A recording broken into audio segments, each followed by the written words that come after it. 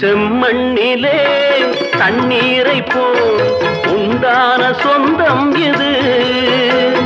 சிந்தாமணி ஜோதியை போல் ஒன்றான பந்தம் இது.